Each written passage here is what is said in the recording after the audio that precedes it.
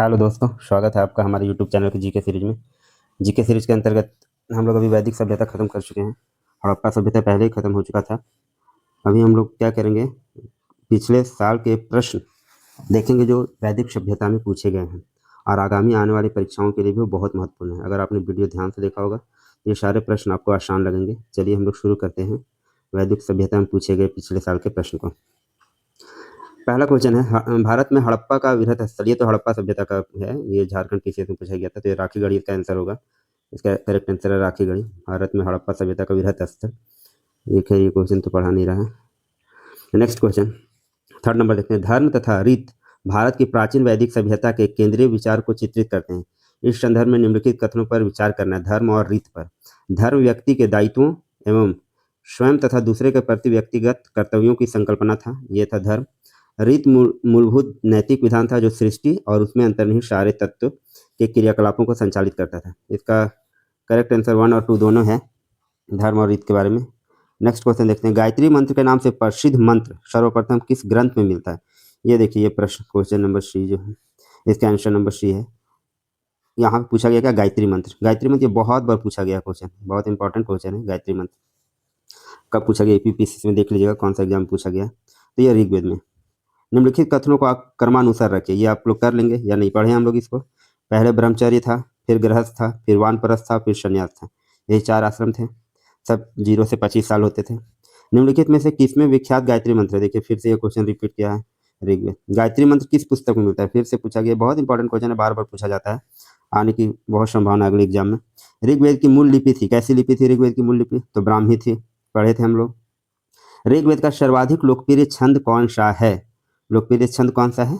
तो गायत्री मंत्र। निम्नलिखित में से किसका संकलन ऋग्वेद पर आधारित है? किसका है बताइए? यजुर्वेद है, सामवेद है, अथर्ववेद है? कौन सा है? सामवेद था, यही ना आधारित था ऋग्वेद पर। देखिए दो दिए हुए मिलान करना है। ऋग्वेद में क्या है? स्रोत, प्रार्थनाएं, कूट। यजुर्वेद में क्या था? तो कर्म कांड वगैरह यजुर्वेद में था। संगीतमय वेद कौन था? सामवेद था, संगीतमय स्रोत था इसमें। अथर्ववेद में तंत्र मंत्र वशीकरण। तो इसका करेक्ट आंसर हो जाएगा ए का 4, बी का 2। देखिए ये वाला ए नंबर ऑप्शन। वैदिक पूर्व आर्यों का धर्म प्रमुखता था, कैसा था? पूर्व वैदिक आर्यों का कैसा धर्म था? तो प्राकृतिक पूजा, यज्ञ वगैरह बहुत ज्यादा होता था। ऋग्वेद का बात हो रहा है। आयुर्वेद अर्थात जीवन का विज्ञान का उल्लेख सर्वप्रथम मिलता है। तो आयुर्वेद का कहाँ मिलता है? तो अथर्ववेद में। आयुर्वेद जीवन का विज्ञान, इसका कहाँ मिलता है उल्लेख? अथर्ववेद में। ये हम लोग पढ़े थे। ऋग्वेद काल में जनता निम्न में से मुख्यतः किसमें विश्वास करती थी? किसमें करती थी? मूर्ति पूजा, एकेश्वरवाद, देव पूजा, बलि एवं कर्मकांड। करेक्ट आंसर क्या है? बलि एवं कर्मकांड। अगर आप ध्यान से वीडियो देखेंगे तो बहुत आसान लग रहा होगा क्वेश्चन। ऋग्वेदी धर्म था। ऋग्वेदी धर्म कैसा था? तो बहुदेववादी, बहुत सारे देवता थे। इंद्र, अग्नि, घोष, बहुत सारे देवता थे। मैत्रेय संहिता का संबंध है। मैत्रेय संहिता का संबंध किससे है? मैत्रेय संहिता यह है यजुर्वेद से। गोत्र शब्द का प्रयोग सर्वप्रथम हुआ था। गोत्र शब्द का प्रयोग सर्वप्रथम कहाँ पे हुआ था? ऋग्वेद में।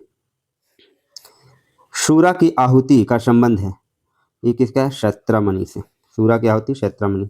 ये थोड़ा डिफरेंट लगा, मिला है क्वेश्चन, ध्यान से देख लेंगे। ऋग्वेद में किन मंडलों को वंश मंडल के नाम से जाना जाता है? बताइए ये कौन सा मंडल था? ये तो हम लोग पढ़ चुके हैं। द्वितीय से सप्तम मंडल को क्या बोला जाता है? वंश मंडल।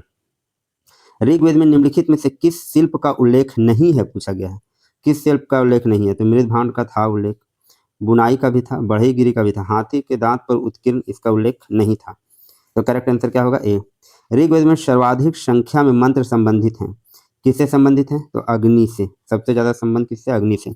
मध्यस्थता वाले देवता भी कहा जाता था इनको। ऋग्वेद में वशिष्ठ को किसके पुरोहित के रूप में प्रस्तुत किया गया? ये बताइए किसके थे वशिष्ठ पुरोहित? तो भरतों के थे। ये हम लोग पढ़ चुके हैं। विष्णु का प्राचीनतम उल्लेख कहाँ मिला है? यह है क्वेश्चन। कहाँ मिला प्राचीनतम उल्लेख? तो ऋग्वेद में मिला है। प्रसिद्ध 10 राजा युद्ध का उल्लेख ये किसमें है? ऋग्वेद में। 10 राजाओं के युद्ध में भरतों के पुरोहित कौन था? कौन थे भाई? वशिष्ठ थे। वशिष्ठ थे। निम्नलिखित में से कौन सी बात ऋग्वैदिक स्त्रियां के संबंध में सही नहीं है? कौन सी बात सही नहीं? वे सभा की कार्रवाई में भाग लेती थी, बिल्कुल लेती थी। वे यज्ञों का अनुष्ठान करती थी, बिल्कुल करती थी। वे युद्धों में सक्रिय भाग लेती थी, हाँ ऐसा भी है, युद्धों में भी भाग लेती थी, रजस्वाला होने पर उनका विवाह हो जाता था, ऐसा कहीं हम लोग नहीं देखे। नेक्स्ट, ऋग्वेद के में निम्नलिखित देवताओं में से किसके लिए वर्णन है कि उसका रथ बकरे खींचते हैं? किसके लिए वर्णन है? तो ये उसका रथ बकरे खींचते हैं, पूषण के लिए। किनके लिए? पूषण देवता के लिए। अवस्था ऋग्वेद में और ऋग्वेद में समानता, अवस्था किस क्षेत्र से संबंधित है? ये क्वेश्चन हम लोग पढ़ चुके हैं, ईरान का ग्रंथ। अवस्था किससे संबंधित है? ईरान से। निम्नलिखित ग्रंथों में से प्रमुखतः किसमें यज्ञ वेदियों के निर्माण का वर्णन मिलता है? यज्ञ वेदियों के निर्माण का वर्णन किसमें मिलता है? शुल्ब सूत्र, ये पढ़े थे हम लोग, क्षेत्र के सूत्र। छांदोग्य उपनिषद का संबंध किस वेद शाखा से है? छांदोग्य उपनिषद किस वेद शाखा से था? सामवेद। निम्नलिखित में से कौन सा वेद गद और पद दोनों में लिखा गया है? गद और पद दोनों में कौन सा वेद लिखा गया है? ये हम लोग भी देख चुके हैं, यजुर्वेद। आसान सा क्वेश्चन है। कौन सा सबसे प्राचीन वेद है? ये बहुत आसान क्वेश्चन है, ऋग्वेद। देखिए किसमें पूछा गया एग्जाम में। निम्नलिखित में कौन सा वेद सबसे प्राचीन है? फिर से रिपीटेड क्वेश्चन, ऋग्वेद। ऋग्वेद संहिता का 9वां मंडल पूर्णतः किसको समर्पित है? 9वां मंडल किसको समर्पित है? सोम देवता को समर्पित है। सोम और इस पेपर नामांकित देवता सोमरस। नेक्स्ट है, देखिए मिलान करना है, यह आसान सा है। सामवेद संगीत कूट एकदम लग रहा होगा। औषधियों का ज्ञान किसमें है? ऋग्वेद में। यजुर्वेद में ईश्वर की महिमा, ऋग्वेद में ईश्वर की महिमा, यजुर्वेद में बलिदान। ये मिला लेंगे आप लोग, तो डी का तो 4 ही होगा। डी का 4 देख लीजिए, ए में है और बी में है। और ऋग्वेद किससे संबंधित है? पहला है अथर्ववेद। अथर्ववेद में क्या? औषधियों से संबंधित है वो। एक का 3 किसमें है? तो ए में। देख लेंगे इसको। यज्ञ संबंधी विधि विधानों का पता चलता है किससे? पता चलता है यज्ञ संबंधी? यजुर्वेद से। आसान सा क्वेश्चन है, पढ़े होंगे ध्यान से तो क्वेश्चन बिल्कुल टफ नहीं लग रहे होंगे। ऋग्वेद का कौन सा मंडल पूर्णतः सोम को समर्पित? देखिए फिर से रिपीटेड क्वेश्चन, 9वां मंडल। वैदिक युग में प्रचलित लोकप्रिय शासन प्रणाली थी, कैसी शासन प्रणाली थी? तो वंश परंपरागत राजतंत्र। वैदिक युग में कैसे थी? वंश परंपरागत राजतंत्र। वैदिक युगीन सभा में क्या थी? ये तो गांव के व्यावसायिक लोगों की संस्था थी? नहीं। राज दरबार होता था? नहीं। मंत्री परिषद थी? बिल्कुल थी। सभा और समिति हम लोग दो पढ़े थे। सर्वप्रथम स्तूप शब्द कहाँ मिलता है? स्तूप शब्द कहाँ मिला है? तो ऋग्वेद में मिला है सर्वप्रथम। निम्नलिखित 4 वेदों में से किस एक में जादुई माया और वशीकरण? बिल्कुल आसान सा क्वेश्चन है, आप लोग आंसर दे देंगे। अथर्ववेद, बहुत बार रिपीटेड क्वेश्चन है ये। किस वैदिक ग्रंथ में वर्ण शब्द का सर्वप्रथम नामोल्लेख मिलता है? वर्ण शब्द कहाँ पे मिला है? तो वर्ण शब्द मिला है ऋग्वेद में। वर्ण व्यवस्था से संबंधित पुरुष सूक्त मूलतः पाया जाता है। पुरुष सूक्त कहाँ पर है? ऋग्वेद में। ऋग्वेद में कितनी ऋचाएं हैं? देखिए ये भी पूछा गया, 1028। निम्नलिखित में से किस वैदिक सूक्त में 4 वर्णों के उद्गम का संदर्भ मिलता है? किसमें है ये? तो पुरुष सूक्त। किसमें? पुरुष सूक्त में। ऋग्वेद में किन सूक्तों में भारतीय नाटक की अंकुर व्यवस्था का होना माना जाता है? किस सूक्त में भारतीय नाटक की अंकुर व्यवस्था? भारतीय नाटक की अंकुर व्यवस्था, यहीं से नाटक जन्मा था, यह था संवाद सूक्त। ऋग्वेद में कितने मंडल हैं? देखिए ये भी पूछा गया, 10 मंडल है। 10 मंडल भी पूछा गया है, सूत्र ऋचाएं भी पूछी गई है। ऋग्वेद बहुत इंपॉर्टेंट है। ऋग्वेद के सूक्तों के विषय में निम्नलिखित में तो कौन सा कथन सही है? कौन सा कथन सही है, ये हम लोगों को देखना है। तो उनमें हिमवंत और मजुवंत का उल्लेख है, ये तो हम लोग देखे थे कि हाँ उल्लेख है। उनमें भौगोलिक शब्दों जैसे आर्यावर्त और दक्षिणावर्त का उल्लेख है, ऐसा हम लोग कहीं नहीं देखे। उसमें उल्लिखित अधिकांश नदियाँ यमुना एवं गंगा से पश्चिम क्षेत्रों में बहती है, ये भी सही है। उसमें कुरु पंचाल इक्ष्वाकु राजवंशों का उल्लेख है। इक्ष्वाकु राजवंश का तो उल्लेख नहीं है, कुरु का तो था। तो क्या हो गया? 1 और 2। सूची 1 सूची 2 को सुमेलित कीजिए, कौन कौन है, क्या क्या है देखिए। ऋग्वेद, यहाँ पे ब्राह्मण है, उसको मैच करना है, कौन ब्राह्मण किससे संबंध रखता है, ये ध्यान से देखिए, इसको पढ़े हैं हम लोग। संखायन ब्राह्मण का संबंध किससे है? तो संखायन ब्राह्मण का संबंध है ऋग्वेद से। फिर देखिए तांडमय ब्राह्मण, फिर और देखिए तांडमय ब्राह्मण का संबंध किससे है? तांडमय ब्राह्मण का संबंध ये है सामवेद से। किससे? सामवेद से। गोपथ ब्राह्मण का संबंध किससे है? गोपथ ब्राह्मण का संबंध अथर्ववेद और शतपथ ब्राह्मण का है यजुर्वेद। तो इसका करेक्ट आंसर हो जाएगा 4132। ध्यान से देखिए, ये सारे हम लोग पढ़े हुए हैं, इंपॉर्टेंट है, बार बार आप लोग जाके देख लीजिएगा। वैदिक ग्रंथों में प्रयुक्त ऋत शब्द किससे संबंधित है? तो ऋत शब्द है नैतिक व्यवस्था से संबंधित। गौ अपहरण के प्रसंग में ऋग्वेद में प्रमुख रूप से नाम आता है, किसका आता है? पानियों का। गौ अपहरण। ऋग्वेद में यदुजन का अधिकतर किसके साथ युग्म बनता है? यदुजन का युग्म किसके साथ बनता है? तो ये बनता है तुअर्शु के साथ। ऋग्वेद के किसी मंडल का प्रथम सूक्त प्रायः किस देवता के लिए है? प्रथम सूक्त किसके लिए है? तो अग्नि के लिए। अग्नि का बहुत बार उल्लेख है। राजसूय से संबंधित अनुष्ठानों का वर्णन किसमें था? यजुर्वेद में था। राजसूय और वाजपेय महायज्ञ जो होता था, ये संबंध किससे था? यजुर्वेद थे। इंद्र महाभिषेक का वर्णन दिया गया है। इंद्र महाभिषेक का वर्णन किसमें दिया गया है? ऋग्वेद में। वैदिक राजाओं एवं राज्यों के निम्नलिखित युगों में से कौन सा एक सही सुमेलित नहीं है? ये आपको देखना है, सही सुमेलित कौन सा नहीं है। अजातशत्रु, काशी, अश्वपति, कैकेय, जनक, विदेह के, जन्मजय, मद्र के, ये गलत सुमेलित हैं। वैदिक काल में ग्राम का मुखिया कौन था? ग्राम का मुखिया कौन था? बहुत ही आसान क्वेश्चन, ग्रामनी। अयोध्या का उल्लेख सर्वप्रथम कहाँ मिलता है? तो ऋग्वेद में मिलता है। यज्ञ कर्मकांड का निरीक्षण निम्नलिखित में से किस पुरोहित का कार्य था? तो ये किसका कार्य था? ब्रह्मा का। किसका? ब्रह्मा का। अब देखिए यहाँ पे क्या दिया हुआ है, सूची 1 सूची 2 को सुमेलित करना। यहाँ पे भी पुरुष सूक्त क्या है? पुरुष सूक्त 1 2 पुरुष सूक्त क्या है? तो ऋग्वेद का एक अध्याय पुरुष सूक्त है, ऋग्वेद का एक अध्याय। दूसरा है ईशोपनिषद, ये हम लोग पढ़े हैं ईशोपनिषद, बिल्कुल पढ़े। ईशोपनिषद क्या है? यजुर्वेद का एक अध्याय, यजुर्वेद का एक अध्याय। गोपथ क्या है? तो गोपथ है एक ब्राह्मण पाठ। क्या है? एक ब्राह्मण पाठ। और उसके बाद है वेदांग। वेदांग क्या है? तो वेदांग, इसमें 5 दे दिया इधर ऑप्शन, और इधर ABCD 4 ही लिखा, तो थोड़ा सा कंफ्यूजन हो जाएगा, इसको छोड़ देते हैं, नेक्स्ट चलते हैं। ऋग्वेद के अनुवाद में कौन टीकाकार सहायक हैं? टीकाकार अनुवाद में कौन है? शायन। अपने पुरोहित के साथ विदेह माधव के पूर्व की ओर प्रवचन की कथा निम्नांकित में वर्णित है। किसमें वर्णित है? शतपथ ब्राह्मण में। शतपथ ब्राह्मण। निम्नलिखित में से कौन सा एक वैदिक अनुष्ठान उन लोगों को जो ब्राह्मण वर्ग के बाहर थे इसमें प्रविष्ट करने के लिए किया जाता था? तो कौन सा था ये? ये था व्रात्यस्तोम। शतपथ ब्राह्मण में उल्लेखित राजा विदेह माधव से संबंधित ऋषि थे। कौन थे? तो ऋषि गौतम राहुगण, ये थे शतपथ ब्राह्मण में उल्लेखित राजा विदेह माधव से संबंधित। विदेह माधव का वर्णन किस ब्राह्मण ग्रंथ में मिलता है? ये मिलता है शतपथ ब्राह्मण में। जिस ग्रंथ में पुरुष मेध का उल्लेख हुआ है वह है, पुरुष मेध का उल्लेख किसमें हुआ है? ये हुआ शतपथ ब्राह्मण। शतपथ ब्राह्मण बहुत इंपॉर्टेंट है, देख लीजिएगा ध्यान से। जंगल की देवी अरण्यनी का प्रथम उल्लेख किसमें मिला है? तो मिला है ऋक् संहिता में। ऐत्रेय ब्राह्मण के अनुसार कहाँ के शासक सम्राट की उपाधि धारण करते थे? ये कहाँ करते थे? प्राच्य के। ये पढ़ाया गया है, देख लीजिएगा ध्यान से। निम्नलिखित में से वैदिक साहित्य का सही क्रम कौन सा है? वैदिक साहित्य का सही क्रम, वैदिक साहित्य का सही क्रम है वैदिक संहिताएं, फिर ब्राह्मण, फिर अरण्यक और फिर उपनिषद। ऐसे लिखा गया था। पहले वैदिक संहिताएं मतलब वेद लिखा गया, फिर ब्राह्मण लिखा गया, उसमें जितने कर्मकांड थे वो सब के बारे में, फिर अरण्यक लिखा गया। अरण्यक मतलब आत्मबोध जब हुआ वो लोग को तो अरण्यक लिखा, जंगल में बैठ के। और फिर लास्ट में कर्मकांड वगैरह को कम करते हुए और जितना भी अनुष्ठान वगैरह था उसको कम करते हुए जो जरूरी चीज था वो लिखा गया उपनिषद में। किसमें लिखा गया? उपनिषद में। तो पहले वैदिक संहिता है, फिर ब्राह्मण, फिर अरण्यक, फिर उपनिषद, हम लोग देख चुके हैं ये सारे। गोपथ ब्राह्मण संबंधित है। गोपथ ब्राह्मण किससे संबंधित है? तो अथर्ववेद से है। गोपथ ब्राह्मण बहुत इंपॉर्टेंट क्वेश्चन, बार बार पूछा है उसको। अब देखिए ये मिलाना है। गोपथ ब्राह्मण अभी हम लोग देख लिया अथर्ववेद से, यहाँ भी गोपथ दिया हुआ है, तो शी का तो वन हो जाएगा सबसे पहले। शी का वन देखिए कहाँ दिख रहा है आपको?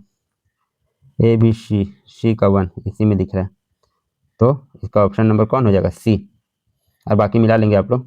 शतपथ ब्राह्मण संबंधित है। शतपथ ब्राह्मण किससे संबंधित है? यजुर्वेद से। बहुत बार पूछ रहा है शतपथ ब्राह्मण। वृहद्रारण्यक उपनिषद में अजातशत्रु को कहाँ का राजा कहा गया? कहाँ का राजा कहा गया था? काशी का। ये भी क्वेश्चन रिपीट हुआ है। उद्दालक अरुणी और उनके पुत्र श्वेत केतु के बीच ब्रह्मा एवं आत्मा की भिन्नता के बीच प्रसिद्ध वार्तालाप किसमें है? तो किसमें ये वर्णित है? ये वर्णित है छांदोग्य उपनिषद में। छांदोग्य उपनिषद। और देखिए निम्नलिखित में से कौन सा उपनिषद गद्य में लिखा गया है? गद्य में लिखा गया कौन सा उपनिषद है? तो है वृहद्रारण्यक उपनिषद। ऋग्वेद में उल्लेखित यव शब्द किस कृषि उत्पाद हेतु प्रयुक्त किया गया? यव मतलब जौ। यव मतलब जौ। देखिए ये सारा क्वेश्चन पूछा गया है। नेक्स्ट, स्मृतियों में उल्लेखित अपारदम के विषय में कौन सा कथन सत्य है? तो अपारदम के विषय में कथन सत्य है, इसका अर्थ है कि विपत्ति काल में विभिन्न वर्णों के लिए अनुमत कर्तव्य। ये था किसका मतलब? अपारधम का मतलब। सब पूछा गया IAS लेवल का एग्जाम में। वैदिक सदनीरा नदी का वर्तमान नाम क्या है? तो सदनीरा का वर्तमान नाम गंडक है। ये सारे देखे थे हम लोग, पुराने नाम और नए नाम। निम्न में से किस नदी को मातेत्मा, देवीत्मा और नदीत्मा? बताइए, बहुत ही आसान क्वेश्चन, सरस्वती पढ़े हम लोग। फिर इसको मिलान करना है, आधुनिक नाम और प्राचीन नाम सारे हम लोग पढ़ चुके हैं, लेकिन एक तरफ 4 ऑप्शन है, एक तरफ 5 ऑप्शन है, जिसमें कंफ्यूजन हो जाता है 4 और 5 ऑप्शन में। ठीक है, इसको देख लीजिएगा आप लोग, पुराने नाम और नए नाम। ऋग्वेद में उल्लेखित प्रसिद्ध 10 राजाओं का युद्ध किस नदी के किनारे लड़ा गया? तो प्रसिद्ध 10 राजाओं का युद्ध किस नदी के किनारे लड़ा गया? पुरुषनी नदी के किनारे। किसके? पुरुषनी नदी के किनारे 10 राज युद्ध। वैदिक काल में निष्क शब्द का, निष्क सुने हैं हम लोग, क्या था ये? आभूषण, एक आभूषण के लिए होता था, किंतु प्रवर्ती काल में क्या हुआ था? सिक्का, निष्क सोना का सिक्का। प्राचीन भारत में निशाका से जाने जाते थे, वही है स्वर्ण आभूषण। प्राचीन भारत में स्वर्ण आभूषण, बाद में सोना का सिक्का बन गया था। अपाला आत्रेयी के मंत्र किसमें संग्रहित है? किसमें संग्रहित है अपाला आत्रेयी के मंत्र? ऋग्वेद में। ऋग्वैदिक काल में निष्क किस अंग का आभूषण था? फिर से वही बात है, किस अंग का पूछा है, तो ये था गले का। किसका बना होता था? सोने का। नचिकेता यम, ये हम लोग पढ़े हैं, नचिकेता यम के सुप्रतिष्ठ संवाद किसमें है भाई? तो कठोपनिषद में है, कठोपनिषद। निम्नलिखित में से कौन सी वह बृहवादिनी थी जिसने कुछ वेद मंत्रों की रचना की थी? ये कौन थी? ये थी लोकमुद्रा, ये भी हम लोग पढ़े हैं। निम्नलिखित में से कौन सा एक वैदिक साहित्य में उल्लेखित नहीं है? वैदिक साहित्य में क्या उल्लेखित नहीं है? तो निष्क है, हिरण्यपिंड भी है, शतमान भी है, कसार्पण, ये वैदिक साहित्य में उल्लेखित नहीं है। आरंभिक वैदिक साहित्य में सर्वाधिक वर्णित नदी कौन थी? सिंधु थी। बहुत बार पढ़े हैं, बहुत बार पूछा भी गया, देखिए एग्जाम में। 14वीं सदी ईसा पूर्व का एक अभिलेख जिसमें वैदिक देवताओं का वर्णन है प्राप्त हुआ है, ये कहाँ पर? बोगजो कोई अभिलेख, ये भी हम लोग पढ़े हैं। इसमें बहुत सारे देवता का उल्लेख था, जो तुर्की से पाया गया था, बोगजो कोई अभिलेख। भक्ति का उल्लेख कहाँ मिलता है? भक्ति का उल्लेख मिलता है भगवत गीता में, बिल्कुल। वैदिक साहित्य में सभा और समिति को किस देवता की 2 पंक्तियां किसकी कहा गया था? प्रजापति की। पढ़े होंगे तो आप लोग को याद आ रहा होगा अच्छे से। मनुस्मृति में सरस्वती और दुष्यदती नदियों के बीच के प्रदेश को पुकारा था, किस नाम से पुकारा जाता है? ब्रह्मव्रत, ब्रह्मव्रत। निम्नलिखित में से कौन वेदांग ज्योतिष लेखक के रूप में ख्यात है? कौन सा वेदांग है जो ज्योतिष लेखक के रूप में ख्याति मिली है उसको? तो है लगध। क्या है? लगध। किस वेद में सभा और समिति को प्रजापति की 2 पंक्तियां? देखिए फिर से क्वेश्चन देखिए, किस में बोला गया है? तो ये अथर्ववेद में बोला गया। क्या है बोला गया? अथर्ववेद में। निम्नलिखित में से किस एक स्मृति में यह कथन मिलता है? राजपत्र कपड़े अथवा ताम्र पट्टिका पर लिखे जाते थे। राजपत्र कपड़े व किस पे लिखे जाते थे? ताम्र पट्टिका पे मिलता है मनुस्मृति में। प्रकाशित ऋग्वेद संहिता किस शाखा की है? तो ऋग्वेद संहिता किस शाखा की है? शाक्ल शाखा की है। सबसे पूर्व जानी जाने वाली स्मृति के सबसे पुरानी स्मृति कौन है? मनुस्मृति, ये हम लोग पढ़े थे। सबसे पूर्व जानी जाने वाली, फिर से क्वेश्चन पूछा है, बहुत रिपीट, मनुस्मृति बहुत इंपॉर्टेंट है। मनुस्मृति मुख्यतः संबंधित है तो किससे संबंधित है? अर्थशास्त्र से। नो, मनुस्मृति अर्थशास्त्र से संबंधित नहीं है। मनुस्मृति में समाज व्यवस्था से संबंधित है, समाज व्यवस्था से। ऋग्वैदिक काल में के आरंभ में निम्न में से किसे महत्वपूर्ण मूल्यवान संपत्ति समझा जाता था? तो ये किसको समझा जाता था? गाय को। अघन्ना, न मारे जाने योग्य कहा जाता था इसको। गौ अपहरण के प्रसंग में ऋग्वेद में प्रमुख रूप से नाम आता है पानियों का। ये देखिए 2 बार क्वेश्चन रिपीट हो गया, रिपीटेड क्वेश्चन है। ऋग्वेद में अघन्या फिर आ गया गाय के लिए। वैदिक काल में किस कारण अघन्या? फिर से क्वेश्चन पूछा गया है। ऋग्वेद में निम्नलिखित पशुओं में से किसका उल्लेख हुआ है? गाय का, अश्व का, बकरी का, सबका हुआ है, लेकिन भैंस का भी उल्लेख हुआ है। अच्छा, चारों का उल्लेख हुआ है। ऋग्वेद में कई पक्षियों में प्रयुक्त अघन्य, फिर से अघन्य आ गया गाय के लिए। निम्नलिखित में से किस एक वैदिक साहित्य में मोक्ष की चर्चा मिलती है? तो किस में मिलती है? उपनिषद में। सत्यमेव जयते, देखिए ये आ गया। किस उपनिषद? आप जान रहे हैं, मुंडकोपनिषद। बहुत इंपॉर्टेंट क्वेश्चन, देखिए कितनी बार रिपीट किया, बहुत बार रिपीट किया क्वेश्चन को। उपनिषदों का मुख्य विषय है, तो क्या है उपनिषदों का मुख्य विषय? दर्शन। उपनिषद पुस्तकें हैं, किस पर उपनिषद पुस्तकें हैं? दर्शन पर, दर्शन शास्त्र पर आधारित हैं। निम्नलिखित में से किस एक उपनिषद में पहली बार निराशावाद के तत्व दिखाई देते हैं? तो ये तैत्य दिखाई देते हैं मैत्रायणी उपनिषद में। निम्नलिखित में से किस एक उपनिषद में पहली बार, फिर देखिए क्वेश्चन पूछा गया है, नो ये क्वेश्चन रिपीट हो गया 110। विरुद्धराणायक उपनिषद में जनक की सभा में याज्ञवल्क्य से दार्शनिक संवाद करते हुए निम्नलिखित में से किसका वर्णन हुआ? किसका वर्णन हुआ? गार्गी का वर्णन हुआ है। निम्नलिखित में से कौन सा एक कथन उपनिषदों के विषय में सही नहीं है? कौन सा कथन सही नहीं है? ये विरुद्धराणायक एवं छांदोग्य उपनिषद गद्य में है। ठीक है भाई, है, ये गद्य में है। कठ उपनिषद प्राचीनतम उपनिषदों में से एक है, ऐसा नहीं है। उपनिषद घोषणा करते हैं कि मोक्ष ज्ञान से संभव है, न कि आस्था से, यह सही है। उपनिषद तपस्या के जीवन को मोक्ष के लिए परम आवश्यक नहीं मानते हैं, ये भी सही। गलत कौन है? कठ उपनिषद सबसे प्राचीन उपनिषद नहीं है। जनक और याज्ञवल्क्य कथना कहाँ मिलते हैं? तो बृहद्राणायक उपनिषद में मिलते हैं। माध्यमिक ज्ञान के विषय में नचिकेता और यम फिर से आ गया है। कठोपनिषद हम लोग आंसर ऊपर देखे थे, नचिकेता और यम। किस उपनिषद में मृत्यु संबंधी चर्चा की गई है? तो ये कठोपनिषद में। उपनिषदों को क्या कहा जाता है? तो उपनिषदों को क्या बोलेंगे हम लोग? ये है वेदांत। वेद यहाँ के बाद वेद का साहित्य जो था यहाँ खत्म हो गया था, वेदांत बोला जाता है। नचिकेता, फिर से देखिए कितना इंपॉर्टेंट क्वेश्चन है। नचिकेता यम, कठोपनिषद। ऋग्वेद में निम्नलिखित किन नदियों का उल्लेख अफगानिस्तान के साथ आर्यों का संबंध का भी सूचक है? तो वह है कुब्रा और क्रुम। देखिए यहाँ पे दिया हुआ है फिर से वैदिक नदियाँ और क्या आधुनिक नाम दिए हुए हैं। वैदिक नदियाँ और आधुनिक नाम। कुब्भा का आधुनिक नाम है काबुल, पुरुषनी का आधुनिक नाम है रावी, शदनीरा का आवश्यक नाम क्या है? गंडक, और शत्रुद्री का आधुनिक नाम सतलज। देखिए हम लोग पढ़े थे प्राचीन नाम और आधुनिक नाम।